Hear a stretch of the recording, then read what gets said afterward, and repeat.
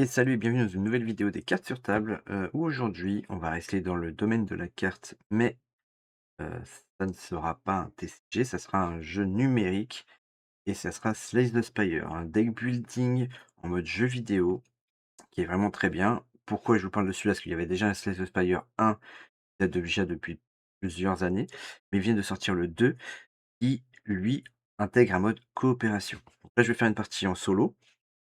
Que je couperai au fur et à mesure, parce qu'il y a des moments où j'aurais pas forcément besoin de voir et ça vous permettra de voir tous les aspects du jeu et on fera une partie plus tard en coopération avec Mathieu.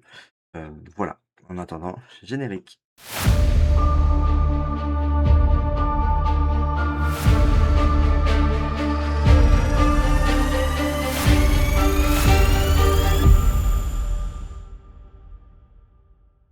Nous revoilà après le générique. N'oubliez pas le petit pouce bleu, le petit commentaire, heu, le boost, ça peut toujours être utile et vous abonner si c'est pas déjà le cas. On essaie de proposer avec Mathieu des vidéos autres que du TCG pour toujours dans le domaine de la carte, mais pour vous montrer d'autres choses que le TCG, des choses où il y a pas besoin d'investir beaucoup, juste un petit jeu à acheter là comme un jeu vidéo, plus ou un jeu de société et ça vous permet de voir d'autres choses.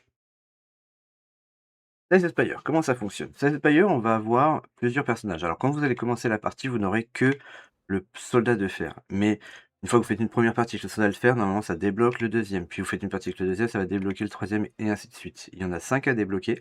Dans Slay the Spire 1, il y en avait que 4. Là, on a toujours le soldat de fer, la silencieuse et le défectueux qui étaient déjà dans le 1. Par contre, on en a 2 nouveaux, qui sont un peu différents et chacun a sa propre mécanique. Le soldat de fer, ça va être le soldat à l'épée qui va pas hésiter à taper, qui, à la fin de son tour, quoi qu'il aille, il va régénérer des points de vie, donc il va pas hésiter à en perdre un petit peu, heu, pour pouvoir avancer. Il a 80 points de vie et on commence tous avec 99 de gold. On a la silencieuse, elle, c'est une espèce d'assassin qui a joué plein de petites cartes, qui va essayer d'enchaîner plein de cartes ou alors qui va mettre du poison ou d'autres mécaniques, qui va jouer avec de la défausse, genre je défausse une carte, la carte elle a un effet spécifique, quand elle est défaussée, elle s'active quand même. Voilà, moi c'est une de mes préférées dans les personnages. On a le régent, lui c'est un petit nouveau, je l'ai pas beaucoup joué, mais en gros lui il va avoir 2 barres de ressources. Il va avoir sa ressource spécifique là qui sont les petites étoiles bleues et on a la mana de base pour les cartes que je vous montrerai après. Et on va avoir le Tissor, alors le Tismor pardon. Le Tismor lui, il invoque une petite main. Il va avoir des points de vie propres qu'on va pouvoir booster en points de vie. Donc il commence en fait, il invoque invoquer 1, ça veut dire qu'il crée une main squelettique avec un point de vie et on va avoir des cartes qui vont dire invoquer 5, invoquer 6, invoquer 10 et cetera, qui vont lui donner des points de vie. Ce qui se passe, c'est que les ennemis quand ils tapent, le Tismor en fait, c'est les la main qui va prendre les dégâts avant lotissement. Donc ça permet d'avoir une petite double barre de vie. C'est pour ça qu'il commence avec peu de points de vie, 66. Mais voilà. Et lotissement, il va avoir des cartes qui vont dire: «Bah, lotissement attaque, il fait ci, il fait ça».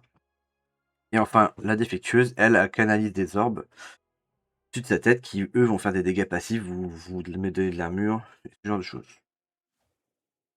Le principe du jeu, c'est que on va avoir un chemin à parcourir avec des combats, des événements aléatoires, des élites, des magasins, des feux de camp pour se reposer, pour essayer de récupérer des points de vie ou améliorer nos cartes, des trésors qu'on va trouver au fur et à mesure. Et l'idée, c'est de construire son deck avec la meilleure chose possible pour aller jusqu'au bout de 3 runs. C'est-à-dire qu'on va faire 3 étages. À chaque fin d'étage, on récupère tous nos points de vie. Les res enfin les L'aspect de base du jeu, c'est il y a 3 types de cartes: les attaques, les compétences, les pouvoirs. Les attaques, la plupart du temps, c'est pour faire des dégâts à l'adversaire. Il peut y avoir des effets bonus, mais la plupart du temps, c'est pour faire des dégâts à l'adversaire. Les compétences, ça va être, dans les cartes de base, ça va être des défenses, donc ça va te permettre de mettre de l'armure pour encaisser les attaques de l'adversaire. Mais il va y avoir d'autres choses, peut-être de la pioche, de la défausse, du poison, toute autre mécanique qu'il peut y avoir qui peuvent être liées au personnage ou qui sont un peu génériques à tout. Et les pouvoirs, c'est une carte qui la plupart du temps, quand on la récupère à chaque combat, mais quand on la joue, elle vient se stacker sur notre personnage, elle nous donne un passif pour le long de la run, pour le long du combat pardon, heu, qui va faire des choses. Ça peut être, là par exemple pour la mienne que je vais jouer la silencieuse, ça va être invoquer des sur 1, c'est des petites cartes par exemple à 4, enfin qui font 4 dégâts, qui coûtent 0, donc c'est ça qui va me permettre de spammer des petites attaques ou d'autres choses. Ça peut être gagner des ressources, Ça peut être, à chaque tour piocher une carte et cetera et cetera. Donc voilà, les 3 types de cartes. On a après des cartes qui sont mauvaises, donc on a des maléfices, ça c'est en général, c'est le jeu qui va nous les donner. Donc c'est des trucs qui vont rester en jeu qui dans notre deck, qui vont un peu nous pourrir notre deck. On va avoir des cartes statues, les cartes statues la plupart du temps sont créées via un effet. Donc ça peut être un effet, d'une carte, comme ça peut être d'autres effets. Voilà. On va commencer comme ça je vais pouvoir montrer la suite. La silencieuse. Donc au début de chaque run, alors pour le tout premier combat, vous aurez pas ce choix-là. Par contre après, vous aurez toujours un choix comme ça qui est aléatoire parmi 3. Donc là, les combats d'élite, piocher 2 cartes supplémentaires, c'est pas mal, mais moi je sais que mon pouvoir à moi, c'est déjà de piocher 2 cartes supplémentaires au début du combat, donc ça me ferait 4 cartes. Alors c'est bien, mais c'est pas non plus, extraordinaire. Transformer une carte, ça peut être bien. 3 premières récompenses sont améliorées, par contre j'ai pas de coffre. Alors améliorer des cartes et avoir des cartes améliorées, c'est bien. Le problème, c'est que les 3 premières récompenses, si c'est des cartes qui m'intéressent pas, bah, malheureusement, je vais pas en bénéficier réellement et de pas avoir de trésor. Le trésor, c'est quoi? C'est une relique. Les reliques, c'est des passifs qui vont vous aider tout le long de la game et qui vont rester en jeu, jusqu'à la fin de la partie. Donc au début, on commence, on a qu'une relique, c'est notre relique de base et au fur et à mesure, on va en gagner, ce qui va nous aider à terminer le jeu. Moi, je pense que je vais prendre transformer une carte. Voilà, mon deck de base, c'est ça. Donc j'ai donc 5 attaques, 5 compétences qui sont des défenses, 2 cartes de mon personnage spécifique, donc une carte qui me permet d'affliger 3 et qui m'affaiblit. Affaiblit, ça veut dire que ça réduit l'attaque de l'adversaire de 25. Le petit 1 à côté, ça veut dire qu'il lui met un stack et les stacks, c'est à chaque fin de tour, il en perd un. Voilà, donc dans l'idée, celui-là, ça va durer qu'un seul tour, il va t'affaiblir que pendant un tour. Et une carte qui me fait gagner de l'armure et défausser 1. Moi, je vais transformer, je pense, une attaque au début. Donc c'est une transformation, c'est une carte aléatoire que je vais avoir. On va voir ce que je vais avoir. Gagner 2 dextérité jusqu'à la fin du tour. La dextérité, c'est ce qui va me permettre de gagner plus d'armure avec mes cartes qui donnent de l'armure. Pas mauvais, c'est pas le meilleur, mais c'est pas mauvais. Et voilà, là on a une map. On a une map, on a le boss qui est tout en haut ici. Donc là, je peux faire, des dessins avec, ce qu'il y a ici ou alors avec des clics droits si vous êtes sur PC. On a le boss qui est tout en haut, on voit le boss que c'est. Quand on connaît les boss, on sait ce qu'il fait. Là, je sais à peu près ce qu'il fait. Voilà. Dans toute la run, on va avoir ici, on a les informations sur le côté, c'est des ennemis, donc c'est des ennemis standards. Ici, des événements aléatoires. Ici, des élites, donc c'est des ennemis plus forts que les ennemis standards. Là, normalement, pas forcément vrai parce qu'il y a des ennemis qui sont plus chiants que les élites en fonction des personnages. Les feux de camp qui permettent de se reposer, donc de récupérer des points de vie ou de forger des cartes. En général, à milieu du parcours, on a des coffres au trésor qui permettent de récupérer une relique. Et, et les magasins qui sont ici, qui vont nous permettre de dépenser notre argent qui est tout en haut pour acheter des choses. Éviter le premier étage, d'aller trop vite sur des magasins parce que pour acheter par exemple des reliques en magasin, ça va coûter entre 150, 200, 300 pièces d'or. Et comme les pièces d'or, ça reste assez difficile à avoir, ça vaut pas le coup d'aller trop vite dans les magasins. Donc moi, je vais viser un magasin que soit celui-là, soit que celui qui est là-haut. Et donc, je vais choisir un chemin.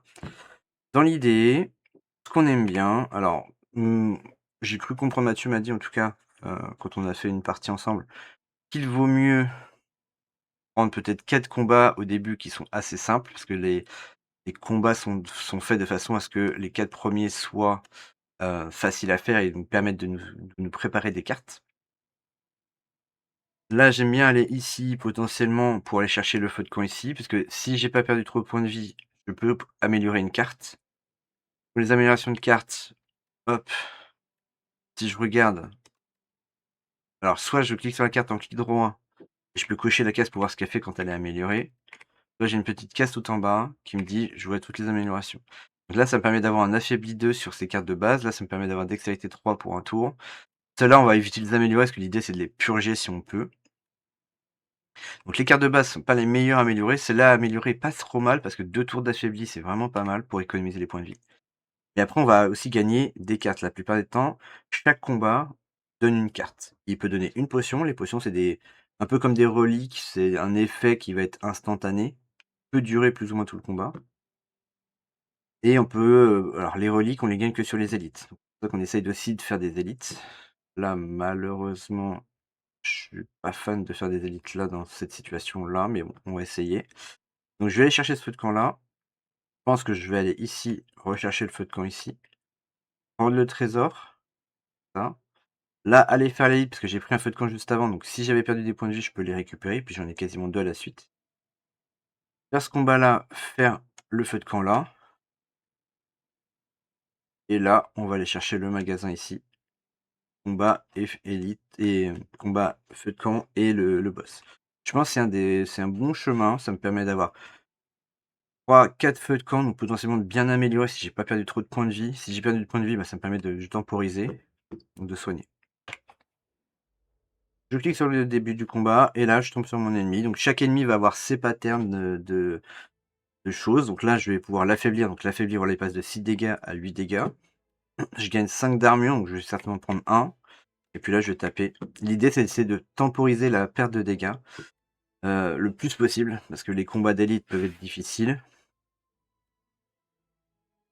Ouais, bon, là, j'ai pas trop le choix. On va faire ça. Hop. J'aurais pu jouer ça pour gagner plus d'armure, mais au final, 8 d'armure, 6 de dégâts, c'est pas très grave. J'ai pas d'autres attaques, donc ça ne sert à rien. Là, si j'ai 3 attaques, ça termine normalement. J'en ai que 2, évidemment. Je vais en mettre une déjà. Là, je vais chercher plus d'armure. Donc là, j'ai boosté avec ça, dextérité qui m'a donné +2 sur chaque carte qui donne de l'armure. Donc j'ai pu monter à 14 pour éviter de perdre des dégâts. Encore une fois, dans l'optique de temporiser la perte de dégâts le plus possible. Il me faut juste 2 attaques. Et ah non, j'étais affaibli, j'ai pas fait gaffe. Eh bien, erreur de ma part. C'est pas grave, je le terminerai au prochain tour. Voilà. Donc voilà, je gagne toujours des pièces d'or, toujours une carte, et de temps en temps, il peut y avoir une potion dans les combats standards. Quand on gagne une carte parmi un pool de cartes. Donc, là, on a de la pioche des fosses. Là, on a c'est un pouvoir, donc une compétence, pouvoir. Toutes les 3 fois que vous appliquez poison, alors pour moi, j'ai rien pour appliquer poison, donc cette carte-là est pas hyper intéressante. Une carte que j'aime bien, c'est celle-ci, parce que si je l'améliore, je pioche 2, défausse 2, et je sais qu'il existe des cartes qui ont l'effet russe, qui quand ils sont défaussés, il se passe des choses. Donc c'est une stratégie que j'aime bien, donc je vais essayer de viser là-dessus. On va essayer d'avoir ce qu'on peut voir, ce qu'on peut avoir. Dans tous les cas, ça reste intéressant dans le sens où si jamais je sais que je veux beaucoup attaquer, que j'ai pas d'attaque en main ou très peu, bah, je peux aller chercher essayer d'aller chercher une autre attaque, donc c'est plutôt pas mal. Là, il me fait 7, mais j'ai une carte qui me permet de donner 8, donc je pars les dégâts. Eux, je les connais un petit peu, donc je sais que je vais vouloir taper lui en premier. J'ai une potion là qui me fait 10 dégâts à tous les ennemis. C'est pas les ennemis les plus durs, donc j'ai envie d'économiser cette potion là pour d'autres trucs qui pourraient être chiants. Voilà pourquoi j'ai voulu taper lui en premier, parce que là, il s'est buffé d'épines, et l'épine, c'est si je l'attaque là maintenant, il me renvoie des dégâts. Donc, je vais juste faire ça, taper lui. Je pars les dégâts, il perd ses épines. Lui, il gagne des épines. Alors là, par contre, il tape tous les deux, donc ça va devenir compliqué. J'ai 2 cartes de défense, donc je peux faire une attaque ici. Je pourrais le tuer lui, il faut que je fasse 9 derrière. Là, je peux l'avoir avec ça. Vas-y, tuons-le. Je vais me donner de la dextérité et je vais me gagner l'armure. Donc ce qui est bien, c'est que c'est un peu de stratégie dans le sens où il faut essayer de calculer les dégâts qu'il faut lui faire. Donc là, il faut que je lui fasse 16. Donc je pourrais faire 3 fois 6, mais j'ai pas d'attaque. Là, je peux essayer d'aller chercher une attaque. C'est pas une attaque. Il me fait 7, mais je vais l'affaiblir. Donc je pense que ça suffira avec une seule défense. Il est à 5, parfait. Hop, hop. Il manque un point de vie, c'est dommage. Et voilà. Et là, j'ai fait un combat où je n'ai perdu aucun point de vie. Donc c'est très bien pour moi. Voilà, là on commence à avoir des cartes avec la ruse. Donc celle-là, la ruse, ce qui est bien, c'est qu'elle coûte pas très cher, elle fait 6 dégâts à tous les ennemis, mais je peux la jouer potentiellement gratuitement grâce à ma défausse ici et la défausse ici. Parce que c'est la ruse, ça dit que si cette carte est défaussée de votre main avant la fin de votre tour, elle est jouée sans coût. Elle est jouée gratuitement. Là, c'est lorsque vous piochez une carte pendant votre tour, infligez 2 dégâts. Ça, il faut avoir de la pioche. Si on a beaucoup de pioches, ça peut être intéressant aussi. Et je vais partir sur la ruse. On continue. Et donc, qu'est-ce qu'on a là? On va déjà lui mettre un affaibli. Il faudra 8 d'armure. D'armure, je vais pas les avoir, donc je pense que je vais accepter de prendre un piocher, défausser. Bon, je vais espérer avoir la ruse directement, mais je ne l'ai pas eu. Là, il me refait 8. Je vais l'avoir avec ça. Ah, là, je peux défausser la ruse. D'ailleurs, on le voit, dès que je joue la carte, si elle est en jaune, c'est qu'il y a un effet qui se passe si je la sélectionne. Donc là, hop, je la sélectionne, elle prend 6. J'ai bon mon armure, et j'aurais fait 3 attaques à 6. Plutôt pas mal. Si j'ai 2 attaques, là, je la finis. Évidemment, j'ai pas les attaques. Et s'il me tape pas, donc on va essayer de le taper le plus possible. Pour le terminer au prochain tour. Donc lui, il s'est mis de l'armure. Et à cause de son armure, je ne vais pas pouvoir le terminer. Donc là, ça ne sert à rien que je le tape parce qu'il lui restera 1 et je peux pas lui faire les 2 dégâts qui montent. Hop là, et là, normalement, on le termine. J'ai perdu 1 point de vie, c'est plutôt bien. Une petite potion qui est très très bien. On peut piocher une carte et au début des 3 prochains tours, on repioche une carte. Donc c'est de la pioche un peu gratuite, ça peut être intéressant. J'aime beaucoup cette carte-là. J'aime vraiment beaucoup cette carte-là. Là, c'est de l'attaque gratos, ça si, ça met du poison, mais j'avoue que celle-là me fait de l'œil plus qu'autre chose. Améliorer, elle est à gain de retenue, ça veut dire qu'elle reste dans ma main quand je l'ai piochée. Et ce qui est bien avec celle-là, c'est que je peux défausser, ma main pour repiocher autant de cartes défaussées. Donc quand on a un deck un peu, blindé en ruse, ça active tout, on repioche derrière, donc c'est vraiment pas mal et sans avoir rien coûté. Voilà, donc là typiquement, ça va pas me servir. Pas me servir, elle va pas me servir. Il me reste quoi dans mon jeu si je défausse là? Il me reste de l'affaibli et que de l'armure derrière et pas d'attaque. Ouais, en vrai, on va le faire parce que j'ai essayé de jouer affaibli. Là, je vais pouvoir faire ça, quand même faire ça. Voilà, c'est plutôt bien.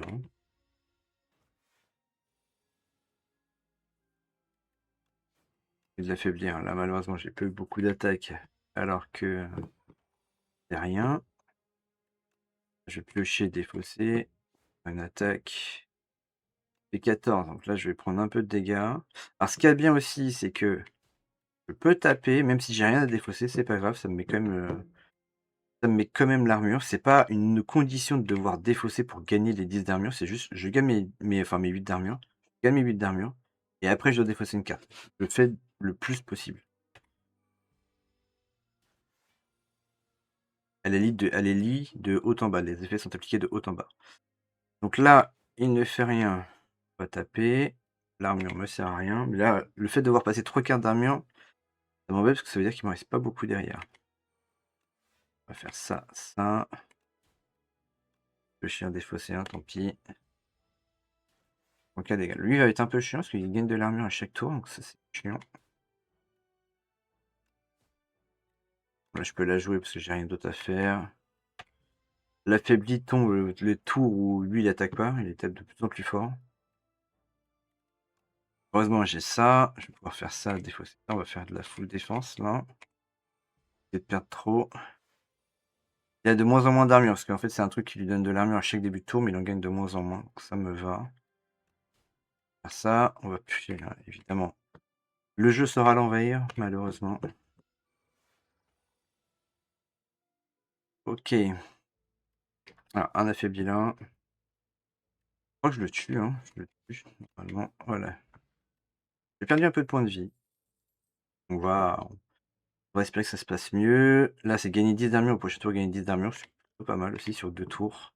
Une petite ruse qui donne de l'énergie. Je pense qu'on est parti sur une stratégie ruse, donc let's go.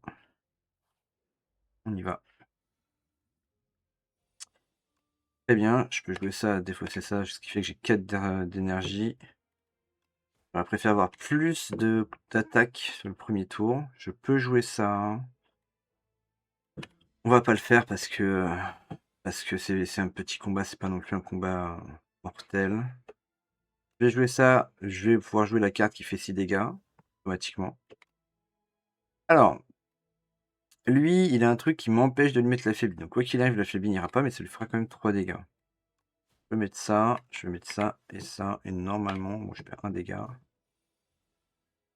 OK. Là, j'ai pas de défaut, donc celle-là va pas être utile là actuellement. On peut parer les 10, on va lui mettre ça. Tiens. On va piocher, espérer choper de l'attaque. Pas beaucoup d'attaque, malheureusement.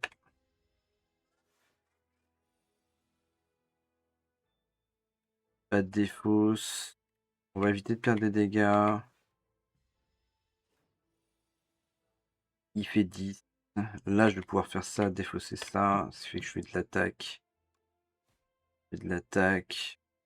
Je peux pas le tuer, donc je vais éviter de perdre des dégâts, parce que j'en ai déjà perdu un petit peu quand même.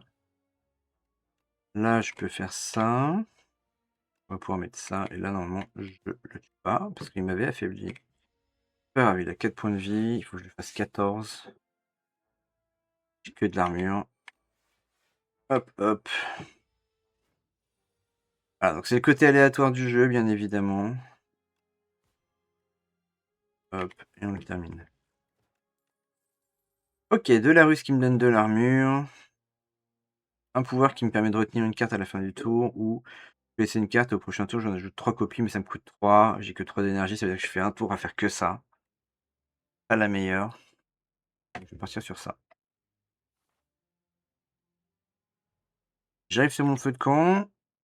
La question c'est est-ce que j'accepte, est-ce que je me soigne, sachant qu'il me manque 11 points de vie, ou est-ce que je commence à forger? Je pense que forger est plus intéressant. Celle-là me fait piocher 2, défausser 2, j'aime beaucoup cette amélioration-là. Sinon, on a celle-là qui passe à 2 quand elle est défaussée, celle-là qui fait plus de dégâts, celle-là qui fait plus d'armure, celle-là qui donne plus d'armure, celle-là machin. Mais je pense que celle-là est plus intéressante parce que piocher 2, défausser 2, en sachant que je commence à avoir 3 cartes de ruse, ça me donne plus de chances de jouer ces cartes de ruse, de les choper avec la pioche. On va aller faire le combat. On sera obligé de se soigner après parce qu'on a un combat d'élite, donc on va éviter de prendre trop cher. Là, eux, ils tapent pas au début, donc on va essayer de leur faire le plus de dégâts possible, parce que eux, ils vont devenir de plus en plus forts. Alors là, c'est potentiellement le coup où je vais faire ça pour essayer d'aller un peu plus vite. Lui, il est presque mort, mais voilà, ils se mettent un buff au début premier tour où en gros, ils vont gagner de la force. La force, ça augmente les dégâts qu'ils font. Là, il fait pas beaucoup de dégâts au début, lui. Là, là où lui, il en fait 9. Par contre, lui, il a 5 de force, c'est-à-dire qu'au prochain tour, il fera 6, puis 11, puis 16, etc., etc. Là, j'ai 2 cartes de ruse en main, dont une qui me donne de l'armure et une qui me donne de l'énergie, donc je pense que je vais utiliser ça. OK, c'est plutôt pas mal. On va faire ça. Qu'est-ce qu'on va essayer de chercher? J'ai de l'armure. Faut que j'arrive à tuer lui. Dans l'idée, j'ai pas besoin de mon armure là. Puis comme ça, je vais affaiblir lui. Tape pas. Voilà, donc là, il fait un peu plus mal. Je peux parer pour le moment. Je vais faire 11, etc., etc. Voilà, j'ai la ruse qui malheureusement pas au bon moment parce que je n'ai pas de défausse. Faire ça pour essayer de pas prendre trop cher. Là, je peux l'affaiblir quand même. Pas de défausse. Faire ça. Faire un peu de dégâts, mais normalement, je devrais le passer. Ok, je pêche 2. Pose 2. Et je le termine. Ok, une compétence qui me donne de l'armure et qui me donne des surins. Celle-là, elle est intéressante. Elle va pas dans la stratégie de défausse et autres, mais les petits surins qui me donnent 4 d'attaque, c'est intéressant. Le feu de camp, là, je vais pas forger, je vais me reposer pour remonter à 70 points de vie, parce que le combat d'élite, bah, ça fait un petit peu peur. Après, je pourrais l'éviter si je veux. Là, je donne une relique. Donc là, le coffre me donne une relique et qui me dit au début de chaque combat, je gagne blindage. Et blindage, ça me donne de l'armure égale au blindage que j'ai et je perds 1 à la fin du tour. C'est-à-dire que je commencerai avec 4 d'armure, puis 3, puis 2, puis 1. On va tenter l'élite parce que l'élite, ça donne quand même des cartes plus intéressantes. Et ça, c'est des élites très chiants. J'ai pas de défaut si j'ai toutes mes ruses en main. Ouah, c'est dur là. Le jeu me veut pas, hein. Je veux pas. Là, je vais pas avoir le choix que de claquer des potions parce que eux, ils font très mal. Je vais claquer ça parce que ça fait 6 dégâts à tout le monde. Utiliser ça, ça, ça malheureusement ça va pas servir à grand chose. Là, je vais prendre un peu de dégâts. Même pas mal de dégâts. 4. Ça aurait pu être pire. Évidemment, je vais commencer à choper mes défausses. Alors que je n'ai pas vraiment besoin. Donc là, j'ai 3, 10, 17. Il y a 6. Je fais ça, je fais 14. Donc je pourrais tout parer. Est-ce que j'ai pas envie d'avancer sur les dégâts parce que sinon ils vont être chiants? Je pense que si. Je gagne. Ah oui, je sais pas, j'avais gagné le blindage. Donc ça me permet de tout parer. On va piocher 2. Je peux défausser ça, c'est très bien. C'est ça. Là, je peux faire l'affaibli sur lui, comme ça il me fait 0 lui.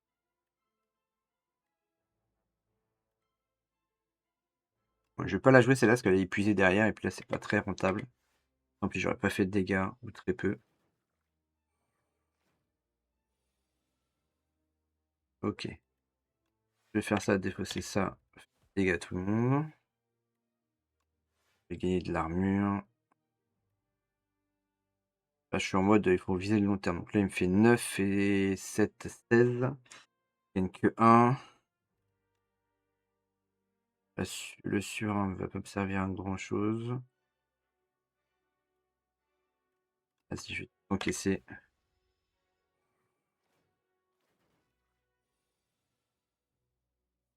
Et alors, on affaiblit lui. Pas assez pour le tuer. C'est vraiment galère là. Je vais pas pouvoir tout encaisser. On va aller taper lui. Pas trop cher non plus, ça va, mais c'est galère. Ah! Là, c'est intéressant. On va le faire parce que ça fait 6 dégâts à tout le monde.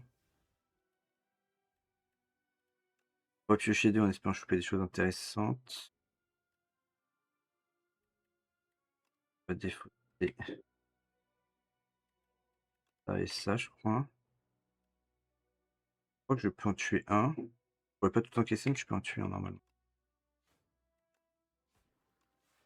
Voilà, je vais prendre un dégât. Alors, on va le taper avec ça d'abord parce que de toute façon, je chope de l'armure. Je vais mettre un sur. Voilà. Il est assis, donc si j'ai une attaque, j'ai pas d'attaque. Ah là là, le jeu veut pas, hein.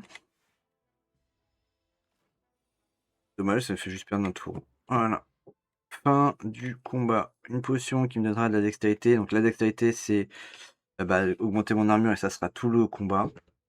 Une petite relique qui me fait que je récupère 2 points de vie au début de chaque combat. Donc ça, c'est vraiment pas mal.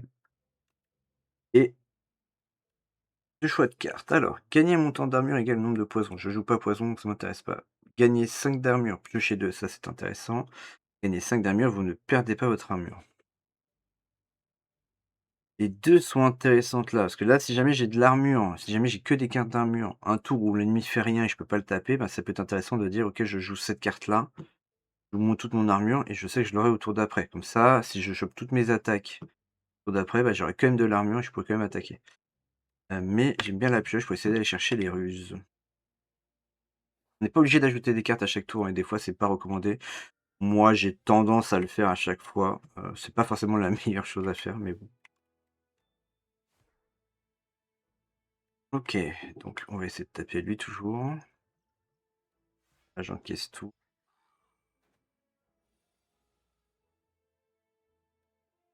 Piocher 2,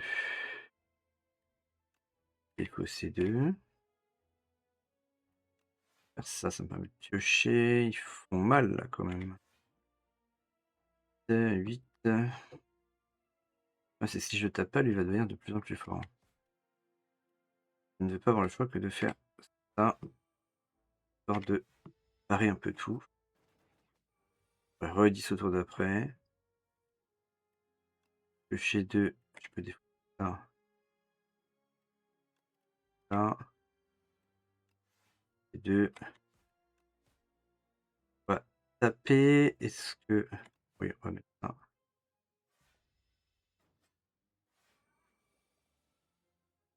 Pas d'attaque. C'est pour ça qu'il faut que j'arrive à épurer mon deck, mais ça, c'est que dans les boutiques ou dans certains événements. Il va falloir que j'arrive à épurer mon deck le plus possible parce que ça devient chiant. Alors, on va déjà faire affaibli sur lui. On va pouvoir faire ça, ça va tuer 2 et je vais gagner de l'armure. Bon, ça aurait pu être mieux.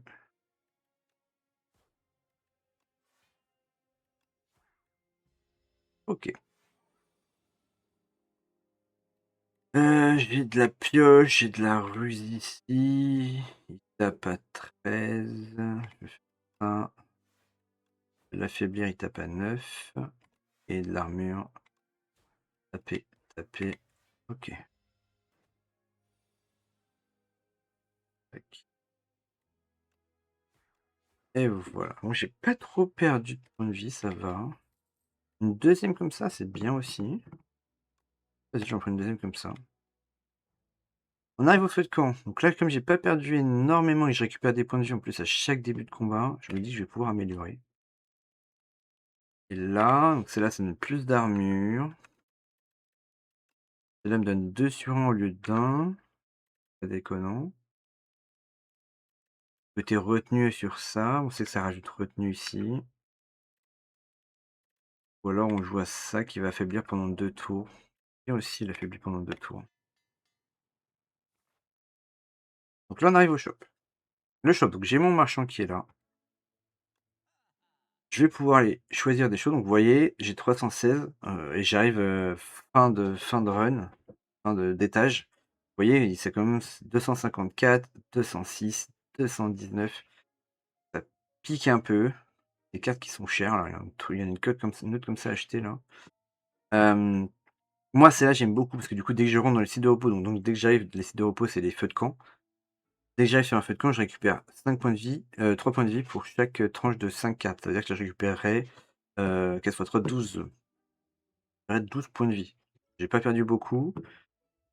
Je retourne sur la map ici, je vois que j'ai plus qu'un combat, donc potentiellement j'aurais pas perdu les 2, je pourrais peut-être forger ici et je l'achète et je trouve que c'est intéressant. Mais si je fais ça, je ne pourrais pas épurer une carte. Mais je pense que ça vaut le coup. Sinon, j'ai celle-là qui me fait, qui met une carte avec sceau royal, donc c'est inné. Inné, c'est-à-dire que je l'ai directement dans la main et retenu, ça veut dire qu'elle reste dans ma main, elle ne l'est pas défaussée. Donc ça peut être intéressant si j'ai vraiment une carte que je veux avoir et que je veux pouvoir jouer au bon moment. Typiquement celle-là. Mais cette carte-là, je sais qu'elle gagne retenue si je l'améliore. Donc ça vaut pas le coup. Celle-là pourrait être intéressante aussi à avoir, comme ça je peux la garder en main. Avoir dès le début la garder en main, comme ça si dès que j'ai mes ruses, je peux la claquer. Il y a des choses intéressantes à faire et celle-là, c'est lorsque vous utilisez une potion, vous gagnez 3 de force, voilà. La force, bon j'ai pas beaucoup de potions, la force c'est pas le plus intéressant avec ce personnage-là. Je vais acheter ça, je pense quand même pour le repos. Et là la question se pose, c'est est-ce que j'achète ça? Ou est-ce que j'achète une autre ruse? Je pense que je vais acheter une autre carte avec ruse. Oui, vous voyez quand même avec 300 d'or, j'ai pas gagné grand-chose. J'ai pas pu acheter grand-chose. Donc c'est vraiment l'or est quelque chose d'assez difficile à avoir. C'est ça qu'il faut faire attention. Ça, on va taper là, là. J'aurais dû jouer ça, ça m'aurait évité de devoir jouer de l'armure. Lui va invoquer. Là, j'ai une ruse ici. Une ruse là, mais je peux faire une pioche 2. Ah, ah oui, j'avais zappé ça. J'avais zappé ce que faisait lui. Alors lui, en fait, il m'empêche de jouer. Je peux jouer une compétence par tour. C'est très chiant parce que du coup, c'est soit je prends de l'armure, soit je prends pas d'armure, quoi. On fait ça, on va défausser ça. Défausser ça, de toute façon, je vais pas pouvoir jouer autre chose. Je vais affaiblir lui. Je tue la petite créature, alors je pourrais ne pas la focus, mais la petite créature, si je la tue pas, elle me fait 8 dégâts en explosant. Je fais ça. Voilà, quand même de l'armure.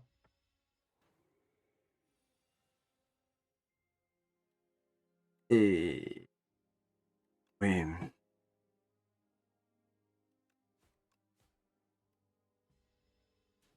on va être chiant. Il va falloir que ah, ça me fait plus efficace, j'ai pas d'attaque, donc on va faire ça. Oh là là là là, ça pioche très mal, vraiment, vraiment très mal. Malheureusement pas assez d'attaque. J'aurais dû investir plus sur l'attaque. Bon, on va taper lui parce que sinon on n'avancera pas. Je vais prendre un peu cher, donc je vais être obligé de me reposer, je pense, quand même au prochain tour. Ouh! On va faire ça parce que j'ai besoin d'armure quand même.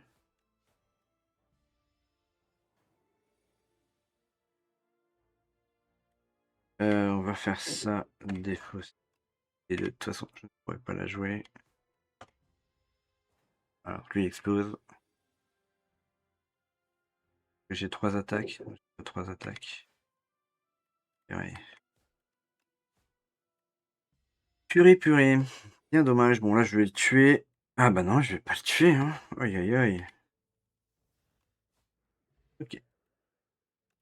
Déjà si je dois épurer mon deck, il faut que je retire des cartes de défense que j'ai trop.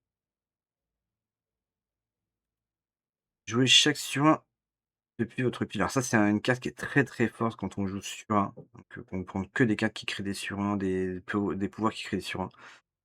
En gros, les surins quand on les joue, ils sont épuisés. Et la carte ne s'épuise pas, c'est-à-dire qu'on peut la jouer à chaque tour et plus on en a et plus on fera de dégâts. En gros, si j'ai 10 sur 1 dans épuisés, bah, lui il va jouer tous les sur 1 épuisés, donc il va jouer, 40 il va faire 42 dégâts, quoi. Celle-là est très, très forte, mais malheureusement, c'est pas pour moi. Donc on va repartir là-dessus, je crois, hein. J'ai 4 dégâts supplémentaires pour chaque carte défaussée. Ah, elle peut être intéressante celle-là, un peu d'attaque, parce que je manque d'attaque. Là, je vais re-soigner des points de vie, mais pas assez. On va y aller en mode, points de vie. Et donc j'arrive sur le boss. Et le boss, et le boss, et le boss, et le boss. Qu'est-ce qu'on va vouloir faire contre lui? Il tape pas, donc autant, heu, le taper. Je vais pouvoir f oui, ouais, je vais jouer ça, ça.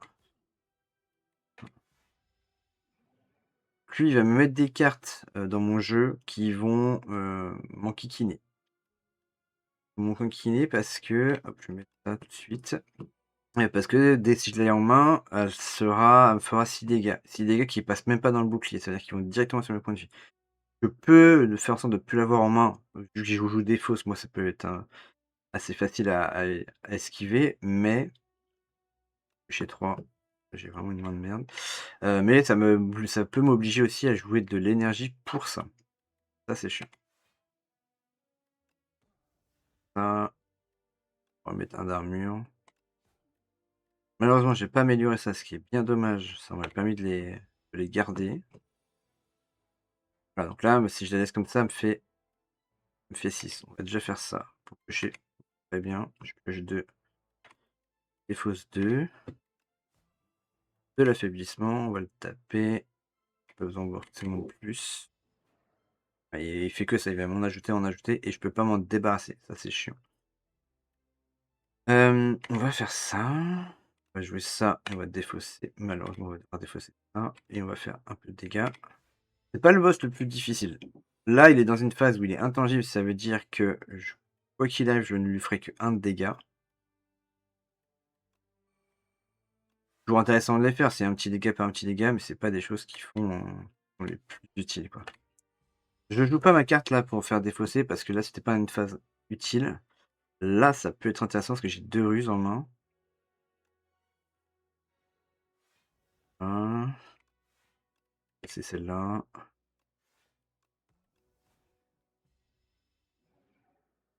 Oui, tapez pas, donc j'étais peut-être même pas obligé de le faire. Là, j'ai ça aussi. On va affaiblir, on va faire ça. On va faire ça, je vais 2 ruses en main. J'ai défaussé beaucoup de cartes, donc là, ça va faire mal ça. 5 dégâts, c'est pas mauvais. Encore un d'armure. Tout encaissé. Là, c'est pas très grave si je prends beaucoup de dégâts parce qu'au final, hem ah! Au final, je serai soigné à la fin de la manche là. Donc là, voilà, alors je peux la jouer, remarque. Je peux la jouer, allez. Et pas d'autre rien d'autre à faire avec l'énergie. Alors, ouais, et ben, on va faire ça pour gagner de l'armure. J'étais pas obligé de gagner de l'armure. J'ai mal joué. J'étais pas obligé de gagner de l'armure parce qu'il tapait pas. Ouais, 11 d'armure et 11 de dégâts. J'ai pas le choix, je vais faire ça. Ouais, il tape un. Tape un, j'aurais dû prendre de l'armure pour éviter de perdre des dégâts. Mettre ça, pêcher. Que de l'armure.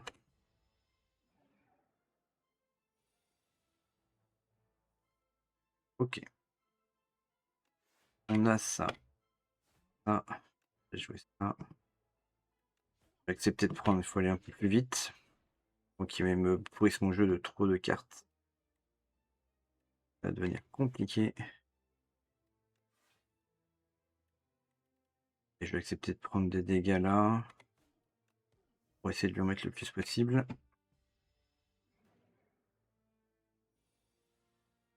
Voilà, on arrive à une phase où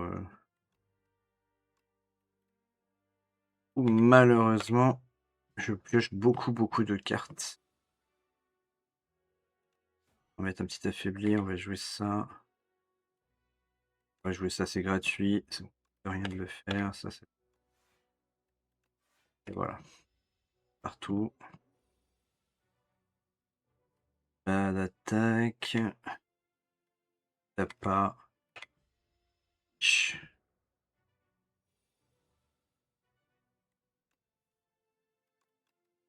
On va défausser ça. On affaiblit.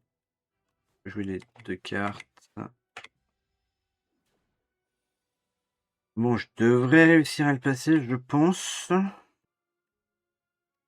va mettre 7. On va jouer ça pour pas perdre trop. 23. Il faut piocher correctement. C'est dur quand même. Bien tangible. Ajouter sur 1. Armure, ça fait 11. On va perdre de trop. On va mettre un dégât de plus.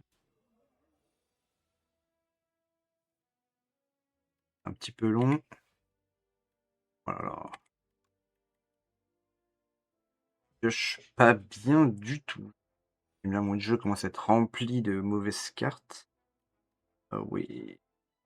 Ah ouais. Ah là là, c'est dur là. Si, je crois que je suis obligé de jouer les deux là. Je suis obligé de me défendre, sinon je suis mort. Ah, j'ai pas le choix quoi. J'avais eu plus d'attaques en main, j'aurais pu faire des choses, mais là, sans attaque, c'est compliqué. Alors, là, il y a peut-être moyen de faire des choses. On va déjà faire ça. Je peux faire 6 et 9. Et c'est fini. Ok. C'est un peu tendu quand même, mais j'ai réussi à le passer. Là, mon deck, il tourne pas de fou non plus, quoi. Lorsque vous jouez une carte, gagnez 1 d'armure. Ça peut être intéressant si on joue beaucoup de cartes, et moi, je joue pas mal de cartes. Mais là, on a aussi gagné 1 d'énergie, piocher 2 cartes en épuisement. Mais ça fait de la pioche, donc c'est intéressant. C'est gratuit. Je vais partir là-dessus. Et voilà. Et là, on a terminé le premier étage. On arrive sur le début du deuxième étage. On va pouvoir choisir une amélioration. Donc là, les défenses avec viscosité, je suis pas fan. Après, j'ai beaucoup de défense, donc en vrai, c'est intéressant quand même. En gros, viscosité, ça dit que toutes mes cartes gagnent 1 d'armure définitif. Les relaxations, ça coûte cher. 15 d'armure, mais ça coûte cher pour 3, je trouve. Même si ça donne piocher 2. Ouais, c'est intéressant, mais ça coûte cher. Et là, c'est si jamais on a une main vraiment ridicule, on peut dire je passe mon tour, j'aurais rien joué. Et si j'ai rien joué, je regagne un tour. C'était intéressant. Mais là, je pense que je vais prendre ça, parce que ça me permet d'épurer un peu mon deck pendant les matchs, en sachant que je les récupère, à la fois d'après et qu'ils auront gagné un de défense définitif. Et voilà, et là, on est reparti sur une run et on fait 3 fois ça au total et donc on arrive sur un nouveau boss avec des feux de camp, des boutiques et l'idée, c'est d'aller le plus loin possible. Je vais m'arrêter là pour la vidéo parce que vous avez vu le gros de la mécanique, hein. Maintenant c'est, bah, il faut faire les trois combats, essayer de faire des combos avec vos cartes, tester des mécaniques. Comme je vous ai dit, avec ce personnage-là, on peut jouer soit sur un qui est assez fort, parce que moi je joue plein de petites cartes. On peut jouer, Ruse, que j'ai commencé à essayer de faire. Malheureusement, je ne fais pas toutes les bonnes cartes, mais Ruse, c'est intéressant aussi. On peut faire Poison. Poison, ça peut être très, très fort, mais ça demande du temps. Parce que du coup, on va mettre des stacks de poison et plus il aura de poison, plus il prend de dégâts au début de son tour et ça peut aller vite et puis on a des cartes qui vont dire: «Activez 2 fois les effets de poison» et cetera et cetera. Ça, c'était pour Slay the Spire. Je vais sauvegarder ma partie. Je vais vous remontrer quand même il y a d'autres. Parce que là, on pourra continuer la partie. Je peux abandonner la partie. Ah, je peux pas vous montrer les autres modes. J'aurais dû les montrer avant. Pas grave. On a le multijoueur où je peux créer une partie multijoueur et là, on peut partir sur une partie standard. Donc là, c'est ce que j'ai lancé juste avant, c'est-à-dire on prend un perso et on peut prendre plusieurs fois le même. On a les défis du jour, donc ça, on les a aussi en mode solo. Le défi du jour, c'est on vous donne un personnage, on vous donne des bonus-malus et c'est à vous d'aller le plus loin possible et il y aura et normalement, il y a un classement qui est censé être fait avec tous les joueurs. Pour ça, il faut que je participe et je vois après les joueurs et le classement où on se trouve par rapport aux autres joueurs. Et partie personnalisée où là, vous pouvez choisir un peu les bonus-malus que vous voulez, pour essayer de faire des runs un peu, compétitifs et cetera ou, mettre des défis. Pareil, vous choisissez votre personnage et cetera. Voilà, voilà pour Slay the Spire. Donc là, vous avez la frise temporelle, qui va vous permettre de en gros, c'est les choses que vous débloquez au fur et à mesure. Donc on commence, être, R débloqué en accumulant des scores. Donc là, plus je joue, plus je vais débloquer des choses. Là, par exemple, c'est débloquer la silencieuse et cetera. C'est ce qui permet de débloquer les choses, en sachant qu'on va débloquer des reliques, des cartes, les personnages. Donc voilà. Là, typiquement, les cartes que vous avez vues de Russe, peut-être que vous les aurez pas la première fois que vous jouez avec la silencieuse, parce que moi, je les ai débloquées. J'espère que ça vous aura plu. N'hésitez pas à vous abonner, à mettre un commentaire, un petit pouce bleu. Si vous êtes intéressé à vous organiser des parties en multijoueur, bah, n'hésitez pas à aller sur le notre Discord et à proposer des parties en multijoueur, ça peut être intéressant. Même moi, ça pourrait être intéressant de jouer, ensemble.